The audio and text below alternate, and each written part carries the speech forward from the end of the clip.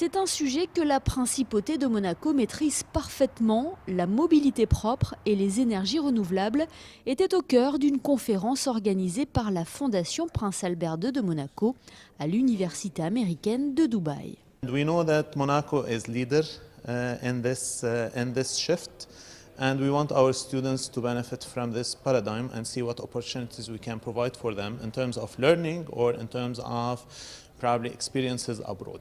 Ancien village de pêcheurs, Dubaï s'est développé en l'espace de quelques années. Un essor économique, démographique qui a amené la ville à amorcer une transition énergétique afin de réduire ses émissions de gaz à effet de serre. Début 2017, le gouvernement émirati a confirmé son intention d'investir plus de 150 milliards de dollars dans la diversification énergétique. Dubaï, en termes d'énergie renouvelable, a lancé d'énormes projets de fermes solaires qui vont être un peu à l'extérieur de Dubaï, dans le désert.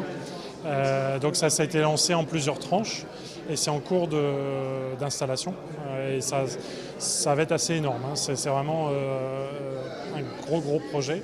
Et l'objectif est de remplacer le gaz parce qu'aujourd'hui ils sont dépendants, ils produisent leur électricité et leur eau uniquement en utilisant du gaz. Et donc l'objectif, c'est de substituer ça avec l'énergie solaire à venir. Différents intervenants de Monaco et des Émirats arabes unis ont exposé tour à tour leur implication dans le domaine.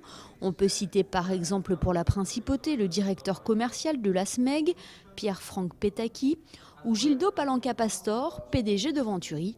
L'opportunité de se rendre compte que Dubaï et Monaco partagent les mêmes préoccupations pour l'environnement.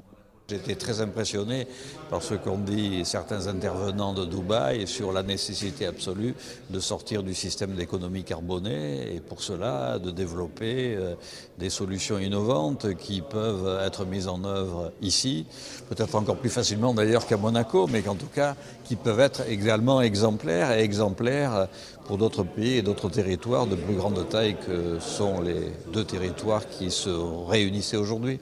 Depuis quelques années, Dubaï affiche sa volonté de devenir un modèle de ville durable en 2050.